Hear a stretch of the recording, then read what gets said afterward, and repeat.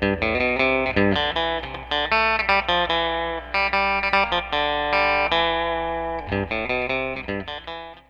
majority of today's RC flying fields have a grass runway. Most clubs lease the property for their flying fields, and the landowners just don't want part of it paved over. The problem with the grass runway is it doesn't have the hard, smooth surface that a pavement-based plane is supposed to fly off of. And there are people that'll sell you an airplane that's designed to fly off a pavement and then send you to a grass runway to learn how to fly it. It's apparently easier to blame the club for not having the paved runway that this airplane needs rather than get you an airplane that flies off a grass strip.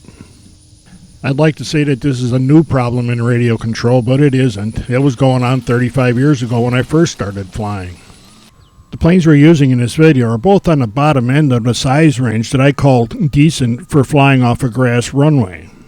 Both have wings approaching 60 inches and enough power to carry around some slightly bigger wheels to make them compatible with the grass runway. First is a Fly Zone Sensi that we got from Tower Hobbies. And you notice that both of these planes have tricycle style landing gear, which is pretty common on trainers. The other is the Apprentice that we got from Horizon Hobbies. We also looked at the stabilization systems in both of these planes, and the Apprentice won that showdown. With the help of a decent instructor, both of these planes are very good for teaching a new person to fly. And do it off of a grass runway. The Sensi came with 2.5-inch wheels, which are pretty marginal for grass field.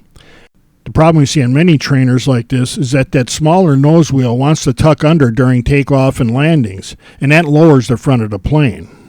Putting a 3-inch wheel on the nose not only let it roll easier, kept the plane at a better attitude so it made lift quicker and lifted off the runway better. If you stay with a plane around this size or larger, you have a lot of options for wheels that can make your plane handle better on your runway. We can still put bigger wheels on smaller planes, but the smaller planes just don't have the power or the wing to support that kind of wheel weight. You don't have to jump into a giant scale airplane, but if you stay with the wing around 60 inches, these planes are easier to fly, they're easier to see, and they handle better.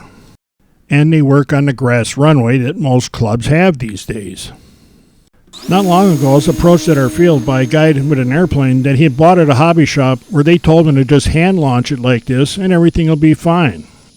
Hand launching can be an option with the plane that's already trimmed out so we know what it's going to do, and it's flown by somebody that's done this before.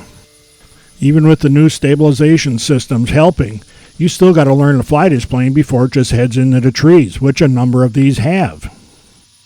You can save a lot of money and frustration by getting a decent-sized airplane that'll work on the runway you're going to be flying off of. On the other hand, maybe the retailer selling all these little bitty airplanes will buy some property, make a paved runway so we can all fly happily ever after. You can wish all you want. I'm going to focus on flying on the grass runway that I have right now.